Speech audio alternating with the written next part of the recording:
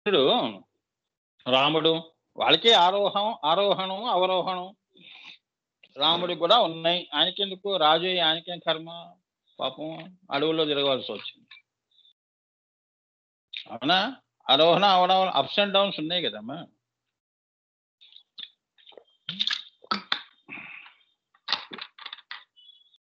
అటువంటి ఇదేమిటి పదారోహ.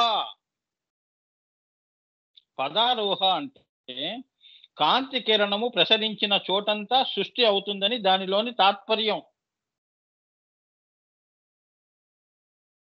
అంతేగా?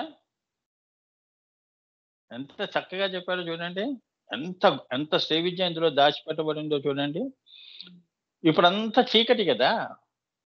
పొద్దున్నే 6కి సూర్యుడు ఉదయించేటప్పుడు ఏమిటి పదారోహ.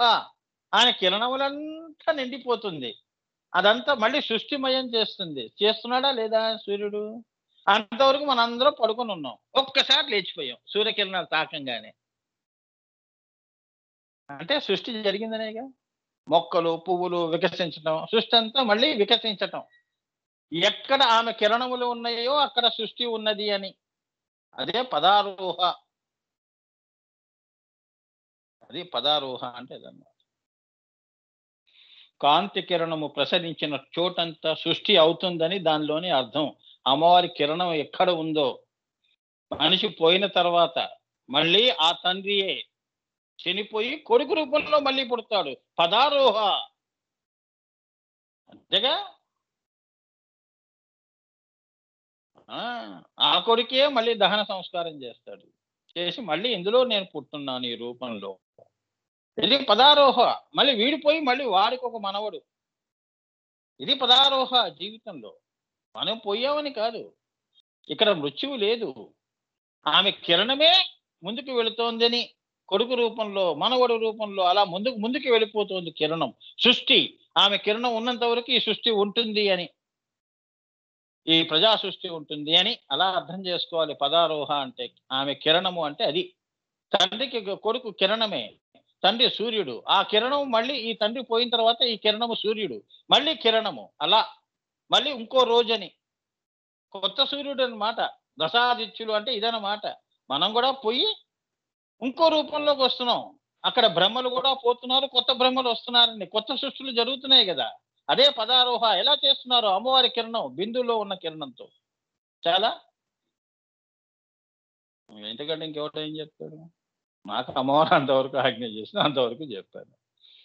ఇక దీన్ని ఇంకా ఇంకా చెప్పి పాడు చేయకూడదు. దీన్ని మీరు పెంచుకోండి. మొక్క ఇచ్చానుగా పెంచుకోండి. రూ. 10 ఇచ్చాను కదా, రూ. 20 చేసుకోండి. రూ. 10 దగ్గర ఉంటే రేపు ఇదే చూపిస్తారు, ఎల్లుండి ఇదే చూపిస్తారు. గురువు గారు 10ని 30 చేసాం అనుకోవాలి. నాకు చూపించండి. ఇగో అటువంటిగా ఇవన్నీ ఇగో జయశ్రీ గారు వాళ్ళు, శాంత గారు వాళ్ళు పెంచుకుంటున్నారు. అందుకే అవన్నీ మధ్యలో వచ్చి చెప్తూ ఉంటారు. గురువుగారు ఇలా కూడా అలా కూడా. అవును నాన్న కరెక్టే. నేను ఇచ్చిన డబ్బు పెంచుకున్నారు. Very good. పుత్ర పౌత్రాభివృద్ధి, వంశాభివృద్ధి. అదే నాన్న. అదే పదారోహ. ఆవిడ కిరణం అంటే సృష్టి. సృష్టి అంటే లక్ష్మి. ఏమా కొత్త విద్య నేర్చుకున్నావు కిరణము వలన. విద్య అంటే కిరణము, జ్ఞానము అంటే కిరణములు, జ్ఞాన కిరణములు, జ్ఞాన సాగరము అంటాం కదా. తెలియనప్పుడు నువ్వు ఏంటో నీకే తెలీదు. సముద్రమో తెలీదు, నదో తెలీదు. మరి అవునా? జడ పదార్థమో తెలీదు, జీవ పదార్థమో తెలీదు. జడంగా బతికేస్తాం. కొందరు చూడండి మనిషి జన్మ ఎత్తుతారు, అన్ని పశు లక్షణాలు. అలా కాకుండా పుట్టాడు, కిరణం దయతో పుట్టాడు. కానీ మాయలో ఎక్కువ ఉన్నాడు కాబట్టి వాడికి అది ఎక్కువ పెంపొందించుకున్నాడు. మనం కిరణంలో ఇల్లు చక్కబెట్టుకున్నాం ఉన్న జ్ఞానంలో. అవునా? దీపం ఉండగానే ఇల్లు చక్కబెట్టుకోవటం, ప్రాణం ఉండగానే ఈ శ్రీ విద్య నేర్చుకోవటం, ఇంతో అంతో జ్ఞానం చేసుకోవటం అని. కిరణం ఉన్నంత వరకు సాయంత్రం వరకు అయిపోవాలండి ఈ పని. లేకపోతే మళ్ళీ రేపు కూడా అయిపోతుంది. రేపు మనం ఎలా ఉంటుందో, రేపు నాకు పలానా చోట ప్రోగ్రాం ఉంది, రేపు కుదరదు. ఇంకా నువ్వు ఒక్కసారి పని మొదలు పెట్టావంటే దాని అంతవరకు నువ్వు అమ్మవారు అదే కిరణం. జీవితం ఇచ్చింది అంటే నువ్వు చివరి శ్వాస వరకు నీకేం పనులు ఉన్నాయి తొందరగా ముగించేసుకో. రేపు చేస్తా, ఎల్లుండి చేస్తా, నిన్న చేసింది మళ్ళీ మొన్న రేపు చేస్తా, ఇటువంటివి కాదు. ఇప్పటికే మనకి 5 సంవత్సరాల పనులన్నీ అనుకున్నాయి. కోర్టులో ఉంటాయి చూడండి కేసులు పెండింగ్ లో. అట్లా ఉన్నాయి మన పనులు. అవునా? మన పోయిన ఫైల్లే ఇంకా కంప్లీట్ చేయలేదు, కొత్త ఫైళ్ళు వస్తున్నాయి. అంటే కర్మలు, ఆగామి కర్మలు ఎలా వచ్చేస్తున్నాయి? అవునా? తెచ్చుకున్న కర్మలు పూర్తి కాలేదు, కొత్తవి వస్తున్నాయి. ఎప్పుడు నువ్వు ఇందులో నుంచి కిరణము అంటే నీలో ఆ అమ్మవారి కిరణం ఉండగా చేసుకోమంటుంది, నా దగ్గరికి వచ్చాయంటుంది. మనము అన్నిటికీ బద్ధకం. బద్ధకం అంటే ఏదో మాయ, ఓపిక లేసమ్మా, ఏదో కారణం చెప్పటం. కారణాలు చెప్తే అమ్మవారు దయ తెలిసి మనకి ఏమైనా కన్సెషన్ ఇస్తుందేమో. అవునా? బస్సుల్లో చూడండి, సార్ నాకు ఆపరేషన్ కాకపోయినా వాడు కుంటుకుంటూ, సార్ నాకు కొద్దిగా ఆపరేషన్ అయింది సార్, కొద్దిగా సీట్ ఇస్తారా అంటే. ఎటువంటి కన్సెషన్లు పాపం పక్క వాళ్ళు జాలిపడి లేచి వాడు కుర్చీ ఇస్తాడు, వాడు రాత్రంతా ప్రయాణం వాడు నుంచొని. కర్మ. ఇటువంటి కన్సెషన్లు అమ్మవారు ఇవ్వదు. అర్థమైందా? నువ్వు ఎన్ని కారణాలు చెప్పినా అమ్మవారు విందు. మాయలో అమ్మవారు ఎప్పుడు విందు. అది కర్మలోనే వెళ్ళిపోతుంది అంటుంది. నువ్వు అనుభవించక తప్పదు అంటుంది. నీ కర్మ మళ్ళీ నాకెందుకు తలకాయ నొప్పి అంటుంది. నువ్వే అనుభవించు మాయలో. ఆ పదారోహ అనేది నీకు అర్థమయ్యే వరకు అనుభవించు. కొండ ఎక్కు, నీ పక్క నేనుంటా, నీకు ఏమన్నా సహాయం అనేది చేస్తాను. మానవులకే ఉన్నప్పుడు నాకెందుకు ఉండదు? ఒక ముసలామె కొండ ఎక్కుతుందంటే మనమే హృదయం కదిలి చెయ్యి పట్టుకుని మెట్లు ఎక్కిస్తున్నామే, అలాంటిది అమ్మవారికి ఉండదు. మరి 7 కొండలు ఎలా ఎక్కావు? అదేనా? అటువంటి సహాయం చేస్తాను, అంతేగాని నీ బదులు నిన్ను భుజాల మీద వేసుకొని నేను నిన్ను కొండ ఎక్కించను. అర్థమైందా? అందుకే ఎవరి కర్మకు ఎవరు బాధ్యులు అంటారు. సో పుట్టాం కాబట్టి కిరణాన్ని తెలుసుకొని ఈ పరారోహ అనే నామాన్ని ఆశ్రయం పొంది ఆ తల్లి కరుణకి పాత్రులై, ఈ యొక్క ఆరోహణ అంటే ఏంటంటే ఈ 9 ఆవరణాలు దాటండి అని. తమసోమ జ్యోతిర్గమయ మృత్యోర్మ అమృతంగమయ. అమృతంగమయ అంటే ఆ బిందువే అమృతం, అందులో లీనం కండ్రా బాబు అని చెప్పటం ఈ నామం. అందుకే కాంతి కిరణము ప్రసరించిన చోటంతా సృష్టి అవుతుందని. అంటే అది సృష్టి అయింది అంటే అక్కడ బ్రహ్మ విష్ణు మహేశ్వరులు ఉన్నారని. ఈ 3 ఇదే త్రిపుటి, ఇదే మహాత్రిపుర సుందరి దాటటం, ఇదే ఈ 3వ కన్ను ఆజ్ఞా చక్రం దాటటం. అది దాటిన తర్వాత ఇంకా కిరణం, నువ్వే కిరణంగా భాషిస్తావు. ఈ పదారోహనే నువ్వురా అని తెలుసుకుంటావు. కిందకి అనేకంలో వచ్చినప్పుడు అది నేను కాను అని నీకు నాకు మరుపు అనేది ఉంటుంది. ఆ మరుపు పోయి నీకు జ్ఞానం వస్తుంది. ఇప్పుడు మనం కూడా అంతే కదా. ఏమండి నేను గుర్తున్నానా మీకు? పలానా వాళ్ళ అదేంటి కొడుకుని అని వాడు చెప్తూ ఉంటాడు పాపం, నానా అవస్థపడి. ఎవరు అని ఊరికే కూనరాగాలు తీస్తుంటాం. ఓ ఓ చెప్తుంటే టక్ టక్ టక్ టక్ అని ఆ మరుపు పోయి అబ్బా నువ్వరా అని అంటామే. అటువంటి అనుభూతి అక్కడ వస్తుంది నీకు. ఇక్కడ మాయలో మర్చిపోయావు, అసలు వాడు లేడనే విషయమే నీకు తెలియదు. దేవుడు కూడా అలానే ఉంటాడు. అర్థమైందా? పరారోహ అంటే అది. అందుకే అక్కడ అనిపిస్తుంది అహం బ్రహ్మాస్మి అనిపిస్తుంది. అంతవరకు నీకు కేవలం జ్ఞానమాత్రంగానే ఇదంతా అమ్మవారి కరుణ అండి అని అంటావు, అంతేగాని ఆ కరుణ ఏంటో నీకు తెలియదు. అర్థమైందా? చెప్తావు, నువ్వు చెప్తావు, పక్కవాడు చెప్తాడు, నీ వెనకవాడు చెప్తాడు. అసలు అదేంటి ధర్మం అంటే ఏమిటి అని చెప్పేవాళ్ళు కోకొల్లలు ఉన్నారు. వారు ఏ ధర్మి కావటం, ధర్మము ధర్మి నేనే అయి చెప్తున్నాను అన్నవాడు శ్రీకృష్ణుడు. అందుకే అది భగవద్గీత అనిపించింది. మనం చెప్పేవి భగవద్గీతలు కావు, మాయా గీతలు. అన్ని కూని రాగాలు, మాయా గీతలు, కారణాలు చెప్పుకుంటూ బతికేస్తాం. అవునా? మన జీవితం కూడా ఒక గీతమే, కానీ భగవద్గీత కాదు. శ్రీకృష్ణుడి జీవితమే భగవద్గీత. అందుకే అది అవతార పురుషుల్లో అమ్మవారిని చక్కగా ఆయన ఏంటంటే ఆయన యొక్క భగవద్గీతలో చూపించడం జరిగింది. ఈ ఇదేంటి పరారోహ ఇది చక్కగా అందులో చూపించాడు. 18 పర్వాలు, అదే 9 కొన్ని స్థూల చక్రాలు, 9 అకుల చక్రాలు. ఈ 18 అష్టాదశ దాటినవాడు, ఈ 18 పర్వాల్లో ఉన్న అంతరార్థాన్ని తెలుసుకున్నవాడు భగవద్గీతలో, వాడు అమ్మవారి బిందు స్థితిని పొందుతాడు. అదే పదారోహ. ఇది పిండితార్థం. అది భగవద్గీత యొక్క పిండితార్థం అన్నమాట. ఇది దాటించేవాడే ఆ కిరణము.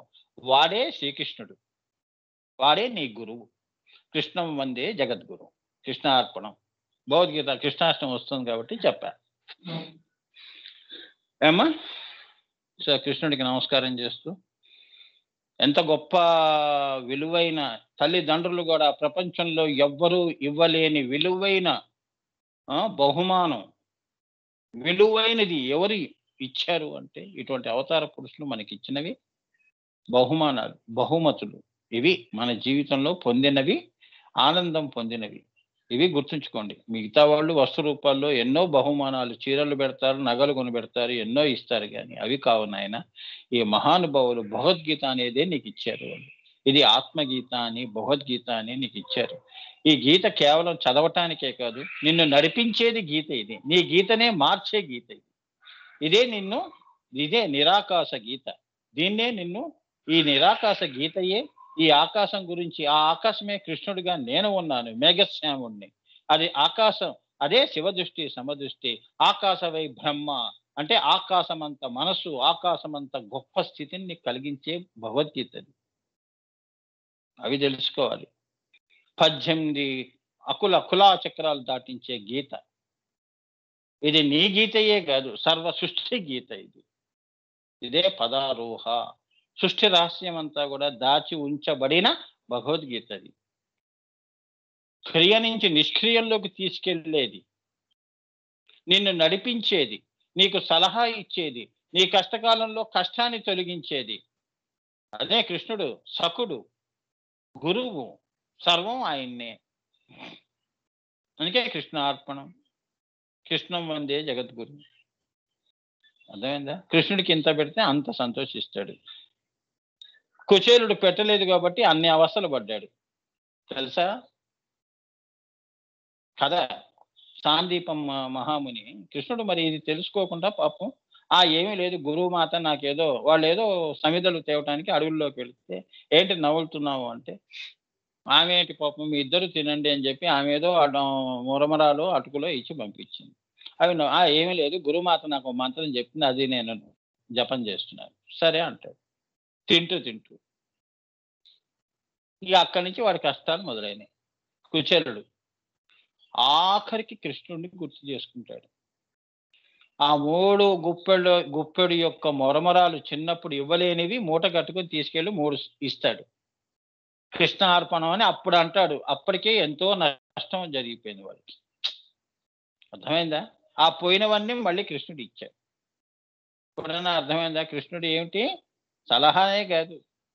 కృష్ణ అని అంటే, ఏ కృష్ణ ముకుందాము అని నువ్వు అన్నావు అనుకో. అందుకే ఏంటి, ఓం గోవిందాయ నమ, విష్ణువే నమ, మధుసూదనాయ నమ. ఎందుకు అంతా నీకు కరణ్యాస అంగన్యాసాల్లో అంతా విష్ణుమూర్తి యొక్క ఇవే ఉంటాయి ఏమా. సో ఆయనను నువ్వు ఆర్తిగా పిలిచావు అంటే నీ కష్టం 3 గుప్పెట్లో తీసేస్తాడు. ఆర్చేవాడు, తీర్చేవాడు ఆయన్నే. నీ జీవితాన్ని నడిపేవాడు ఆయన్నే. నిన్ను తనలో కలుపుకునేవాడు ఆయన్నే. అదే ఆయన యొక్క రాసలీల. అదే మందహాస లీల. హాసము, రాసము అంటే ఏంటంటే మీరు అనుకునేవి కావు. తనలో, తన నవ్వులో నీ నవ్వును కూడా కలుపుకుని నవ్వేవాడు. చాలా ఇంకా నీకంటూ నీ నవ్వులు నీవన్నీ కూడా తనలో కలుపుకున్నవాడు. ఆయన నవ్వాడు అంటే ఆయన భక్తులు, ఆయన నమ్ముకున్న వాళ్ళ యొక్క హాసమే చేస్తున్నాడు కృష్ణుడు. అందుకే కృష్ణుడు ఎప్పుడూ విష్ణులోకంలో ఒక పెట్టెలో రోజు పూజ చేసుకుంటూ బయటకు వచ్చేవాడు వైకుంఠంలో. ఇది నారదుడు గమనించి, ఏంటి విష్ణుమూర్తి ఈయన్నే సర్వాంతర్యామి కదా, ఈయన కంటే గొప్ప వాళ్ళు ఎవరో ఉన్నారు, ఆ పెట్టెలో రోజు పూజా మందిరంలో వెళ్ళి పూజ చేసి బయటకు వస్తాడని ఒకసారి కుతూహలంతో వెళ్ళి అడిగాడు. స్వామి ఏమిటి మీరు సర్వాంతర్యామి కదా సృష్టికి, అలాంటప్పుడు మీరేమిటి ఆ పెట్టెలో రోజు అది ఎప్పుడు పూజ చేస్తారు అంటే, సరే రేపు చెప్తాను అంటాడు. రేపు రా అంటాడు. సరే స్వామి వస్తాను. అంతా ఇక మిమ్మల్ని మించిన అది దేవత మీరు అనుకుంటే నేను ఆ యొక్క పూజ చేస్తాను అని ఆ మర్నాడు వస్తాడు. ఆ పెట్టె అప్పుడు విష్ణుమూర్తి సరే కూర్చో అని చెప్పి ఆ పెట్టె ఆ తలుపు అదే తెరుస్తాడు. నగల పెట్టెలా తెరుస్తాడు. అందులో ఏముంది? అంతా ఇసుక తప్ప ఏమీ లేదు. ఇసుక, మట్టి. ఇదేంటి స్వామి మట్టి పోసుకొని పూజ చేస్తున్నారంటే, ఇవన్నీ భక్తుల యొక్క పాదరేణువులు. అందుకే నేనేం చెప్పాను, మన హాసాలు, మన జీవితాలు అన్నీ కూడా తానే అనుభవిస్తున్నాడమ్మా అని చెప్తున్నాను. నువ్వు దేహ భ్రాంతిలో నేను కష్టపడుతున్నాను అంటున్నావు గాని, అసలు బాధ లోపల ఉంది. చక్కెరలో మాధుర్యం, తీయదనం ఉందే, ఆ తీయదనమే శ్రీకృష్ణుడు. ఆయన అనుభవిస్తున్నాడు. చక్కెర కాదు, పంట కింద పడిన చక్కెర కాదు. అర్థమైందా? అందుకే అవన్నీ కృష్ణార్పణం చేయండి. అప్పుడు కృష్ణుడి నవ్వే మీ జీవితం ఆయన చెప్పిన భగవద్గీతే అవుతుంది. మీ జీవితమే ఆది భౌతికం కాస్త ఆది దైవతం చేస్తాడు అని. అది విశ్వాసము, శ్రద్ధ, సబూరి వలన జరుగుతుంది అని చెప్తున్నారు.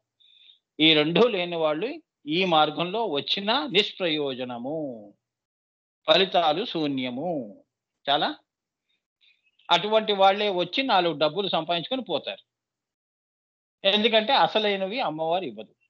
అందుకే అది చేతకాక, అది పొందలేక దేవుడి పేరు చెప్పుకొని బతికే వాళ్ళు ఉంటారే, దేవుడి సొమ్ము తినేవాళ్ళు ఉంటారే, ఇటువంటి దొంగ బుద్ధి అనేది వస్తుంది. దేవుడి దగ్గరికి వచ్చి కూడా కర్మని ఇంకా పెంచుకొని పోతారు, పాపాన్ని పెంచుకొని పోతారు. అదే దైవ శాపంగా పరిణమిస్తుంది నీ జీవితంలో. అర్థమైందా? అవే దైవ శాపాలు అంటారు. పితృశాపాలని దైవ శాపాలు. చేతనైతే రూపాయి వేయాలి, చేతనైతే మనం శ్రీకృష్ణుడి గురించి చెప్పాలి, లేకపోతే నోరు మూసుకొని కూర్చోవాలి. కృష్ణ సేవలో తరించు. అంతేగాని ఇలా దొంగదారులు, అడ్డదారులు దేవుడిని పెట్టుకొని అడ్డంగా పెట్టుకొని డబ్బులు సంపాదిస్తుంటారు. రోడ్ల మీద చూడండి, చాలా మంది రైల్వే స్టేషన్ల దగ్గర చూడండి, పటం పెట్టుకుంటారు, చెంబులు పెట్టుకుంటారు, చక్కగా చింతపండుతో తోమి తిరుపతికి పోతున్నామని చెప్పి మీ దగ్గరకు వచ్చి డబ్బులు తీసుకుంటూ ఉంటారు. మళ్ళీ 6 నెలలు కాదు, 3 సంవత్సరాలు కాదు, అది ఎప్పుడు కనిపిస్తూనే ఉంటాడు. ఎప్పుడు పోయాడో తెలియదు, ఎప్పుడు వచ్చాడో తెలియదు. ఈ మధ్యకాలంలో అందరూ కాదమ్మా, కొందరు అయ్యప్పల వేషాల్లో రోడ్ల మీద కూడా డబ్బులు అడగటం. అవునా? తీసుకుంటున్నారు కదా, వాడి డ్రెస్సు చూసి మనం డబ్బులు వేసేస్తున్నాం. నల్ల డ్రెస్సు, దీక్షా వస్త్రాలు చూసి డబ్బులు వేసేస్తున్నాం. ఇట్లా ఇవన్నీ ఏంటంటే భగవంతుడి పేరు చెప్పుకుని దొంగ మార్గంలో, ఇది తమసోమా జ్యోతిర్గమయ్య కాదు. ఏమ్మా, నువ్వు విశ్వాసంతో ఒకటే చోట కూర్చో, వాళ్ళే వచ్చి నీకు అన్నం పెట్టి పోతారు, వాళ్ళే వచ్చి నీకు డబ్బులు ఇచ్చి పోతారు. అది శ్రద్ధ సబూరి అంటే. అయ్యప్పలు రోడ్ల మీద రావాల్సిన అవసరం లేదు. ఇదంతా ఏంటంటే ఎవరో చేయిస్తుంటారు. ఇది ఒక పెద్ద ముఠాగా తయారైంది. అంటే దేవుణ్ణి కూడా చివరికి మాయలో, వారి యొక్క బ్రతుకు సంపాదనలో వాళ్ళు బ్రతకటం కోసం దేవుని కూడా వాడుకుంటున్నారు, ఆయన్ని కూడా వదలలేదు అని చెప్తున్నారు. కానీ అందరూ కాదు, కొన్ని వర్గాలు మా దృష్టికి వచ్చినవి. అందరూ కాదు, ఉన్నారు పుణ్యాత్ములు, కానీ చాలా మంది ఇదే దృష్టిలో పెట్టుకుని పదవులు కూడా అలంకరించి బతుకుతున్నారు. తిరుపతిలో కానీ ఇంకెక్కడైనా కానీ పెద్ద పెద్ద పదవులు. చాలా మంది అంటుంటారు వాడు ఏం పుణ్యం కాదు. పుణ్యం అమ్మవారు, వాడు పాపం పుణ్యం వలన వచ్చాడు, కానీ పుణ్యాన్ని వాడు పాపంగా మార్చుకుంటున్నాడు. పుణ్యాన్ని పెంచుకోవట్లేదు సేవ చేసి. అది గుర్తుంచుకోండి. ఈ పూజ అంతా నిష్ప్రయోజనం చేస్తున్నావు. రావణాసుడు పాశుపతాశ్రమో బ్రహ్మాశ్రమో సంపాదించి రాముడు ప్రయోగించినట్టు ఉంటుంది. అవునా? ఏమవుతుంది? నిష్ప్రయోజనం. మరి రాముడు వేసాడు అంటే లోక కళ్యాణం. అందుకే ఆయన షోడశి. వీడు ఈ రాక్షసులు అష్టమి చంద్ర విభ్రాజ, అటు కాదు ఇటు కాదు, త్రిశంకు స్వర్గం. అవునా? అందుకే రాక్షసులు. అటు కాని వాళ్ళు ఇటు కాని వాళ్ళు, దేవతలు కాని వాళ్ళును మానవులు కాని వాళ్ళు ఏమవుతారు? దైత్యులు, రాక్షసులు అవుతారు. ఉత్తమ జన్మ, మధ్యమ జన్మ, అదో జన్మ అన్నారే, ఇదే స్థితులు, సృష్టిలో స్థితులు. అందుకే దయ్యాలు, భూతాలు, ఈ లక్షణాలు, ఈ పనులు చేసే వాళ్ళందరూ ఇగో అటువంటి జన్మల్లోకి వెళ్తారని ఇక్కడ సరోరుహ అంటే అది. అమ్మవారు అటు పంపించదు, ఇటు పంపించదు. ఇదే వాడికి నరకం. అంతరిక్షంలోనే ప్రేతాత్మగా తిరుగుతుంటాడు. ప్రేతము అంటే శరీరం మీద ఇష్టం కలిగిన వాడు. ఇంకా లౌకికంలో ఇంకా మోసం చేద్దామనే బుద్ధి గలవాళ్ళు. ఇట్లా కొన్ని ఉంటాయి కదమ్మా, కోరికలు తీరిన వాళ్ళు. అంతరిక్షంలో ప్రేతంగా తిరుగుతారు. వీళ్ళకి ఎంత కింద కర్మలు చేసినా వాడు పైకి పోరు. తీక్షణమైన కోరికలతో ఉంటారు. ఇవన్నీ చాలా ఉన్నాయి రహస్యాలు. అందుకే జాగ్రత్తగా సంకల్పం ఎప్పుడు సత్సంకల్పము అని అందుకే చెప్పారు పెద్దలు. దుష్ట సంకల్పం పెట్టుకోకూడదు. సత్సంకల్పము, భగవత్ మార్గంలో సత్సంకల్పము. ఇవ్వటము అనేదే సంకల్పము. అవునా? ప్రసాదము స్వామివారికి నైవేద్యం పెట్టినప్పుడు ఆ పూజారి తన ఇంటికి పంపించుకోవాలనే ఆలోచన ఉండకూడదు. ఇది ప్రసాదం 10 మందికి ఇచ్చేది. అట్లా నీ పాత్ర ఇక్కడ భూమి మీద. నువ్వు అందరం పూజారులమే ఇక్కడ. గుడిలో ఉన్న వాళ్ళే పూజారులు కాదు. నీ జీవితం కూడా ఒక పూజ, ఈ పూజ పౌరోహిత్యంతో కూడుకుంది. నువ్వు దేవుడి ఉపవాసం చేసి దేవుడి దగ్గర ఉండి ప్రసాదం నువ్వు నైవేద్యం పెట్టినప్పుడు, అలానే నీ జీవితంలో నువ్వు కూడా మాయలో ఉన్నప్పుడు, సంసారంలో ఉన్నప్పుడు ఇవ్వటమే నేర్చుకోవాలి. 10 మంది కోసం నేను ఉన్నాను, అంతేగాని నా కోసం నేను ఉన్నానని నువ్వు అక్కడ బతకటం కాదు. ఆహా! దేవుడు చల్లని చూపు చూస్తే నేను ఇక్కడ పూజారి స్థితిలో ఉన్నాను. అలానే మనం కూడా భూమి మీద పడ్డాము అంటే పౌరోహిత్యము అంటే ఏమిటి? పురమునకు హితము చేసేవాడు. ఏం హితం చేస్తున్నావు? ఏం చెప్పాలనుకుంటున్నావు నువ్వు? మంచి పనులు చేస్తే మా గుడి పూజారి మంచివాడండి. అన్నీ ఆయనకు తెలుసు. చాలా మంచివాడు, దయాగుణము అలా అనిపించు. హితము చెప్పాలి, ధైర్యము చెప్పాలి. పెళ్ళిళ్ళు కాకపోయినా అందరికి పిలిచి ధైర్యం చెప్పాలి ఆయన దగ్గరికి వచ్చిన వాళ్ళు. అది హితము చెప్పటం. అలా మన జీవితాలు కూడా మనం ఒక పెళ్లి చేసుకున్నామంటే మన సంసారాలు, మన పిల్లలు. అంతేగాని ప్రతిఫలం పెట్టుకొని చేయకూడదు. ఇక్కడ అందరూ పురోహితులే ఈ భూమి మీద. నిజంగా ఒకరికొకరు సహాయం చేసుకొని అదే సంఘము అన్నారు. ఎందుకు కలిసి కట్టుగా ఉన్నాం? పోనీ మన ఇంట్లోనే విడిపోయి ఉన్నాం. కానీ సంఘంలో అందరం కలిసిగానే బతుకుతున్నాం. అడవుల్లో బతకట్లేదు కదా! సో, ఒకరికొకరు సహాయం చేసుకుంటేనే కదా నీ జీవితం ముందుకెళ్ళేది, నా జీవితం ముందుకెళ్ళేది. ఇదే వసుదైక కుటుంబం. ఈ రకంగా ఈ సత్యాన్ని తెలుసుకొని జీవితాన్ని గడపండి అని ఈ సంఘం అనేది ఏర్పడింది. పురాణ ఇతిహాసాలు చదవండి తెలుస్తుంది. కాలనీస్ అనేవి ఎందుకొచ్చాయి? సామూహము, సామూహిక కాపురాలన్నమాట. జంతువులు కూడా ఉంటాయి. అవునా? ఏనుగుల గుంపు, కోతుల గుంపు అలా ఉంటాయి. ఒక్క కోత ఎప్పుడు చూడం. అది వచ్చిందంటే దాని వెనక ఒక సైన్యం ఉంటుంది. ఇదన్నమాట. ఇవన్నీ చాలా ఉన్నాయమ్మా. ఎన్నని చెప్తాం? ఎన్నని చెప్పాలి చెప్పండి? అది పదారోహ అంటే అది. ఇప్పుడు అది పదరోహ, పదములు అంటే అది చెప్పాను కదా. ఇప్పుడు పరారోహ, అపర నుంచి పరలోకి ఎలా వెళ్ళాలి? ఇదంతా అపర కదా, జీవ సృష్టి కదా. ఈ పరారోహ ఏమిటి స్వామి, ఎలా వెళ్ళాలి అంటే యోగము, ధ్యానము, పూజ, విశ్వాసము, గురువు వాక్కు, క్రియాయోగ, ధ్యానము పండితే యోగము చేసుకోవటం, యోగము చేసుకుని ఆరోహం అంటే పరారోహ అంటే పరములోకి, అపరము నుంచి, మాయ నుంచి సత్యములోకి, సమసోమా జ్యోతిర్గమయ. అమ్మా, ఈ యొక్క అపరలోకాల నుంచి జన్మ మృత్యు జరా తప్త అన్నారే, ఈ జన్మ నుంచి విముక్తుణ్ణి చెయ్యి. జీవన ముక్తి 3వ కను దగ్గర నన్ను అక్కడ పడవేయమ్మా. పరారోహ, పరమునకు ఆరోహము చేసేది అని అర్థం చేసుకుంటే, వ్యష్టి కుండలిని సమిష్టి కుండలినితో కలిసిపోవడాన్ని చేసే ఉన్నేయ భూమిక అని అర్థం. ఉన్నేయ భూమిక అంటే 3వ కను నుంచి నువ్వు పొందుతున్న భూమికలు, కింద మూలాధారం నుంచి ఆజ్ఞాచక్రం వరకు ఇవి ఒక భూమికలు.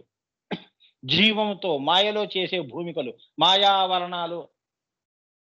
అవి మాయకి సంబంధించినవి కావు. అవి ఉన్నేయ భూమికలు అంటే దేవతా మార్గము. దేవుణ్ణి చేసే ఆరోహణము అది. జీవనముక్తి అంటే అది. నువ్వే దేవతగా భాషిస్తావు, అక్కడి నుంచి పైకి వెళ్తావు అని. అలా వెష్టి నుంచి సమిష్టిలోకి, సమిష్టిలోంచి బిందువులోకి వెళ్ళటమే ఈ పరారోహ. దత్తోహం సోహం శివోహం శ్రీమాత్రే నమః. గురు కృపాహి కేవలం, మాతృ కృపాహి.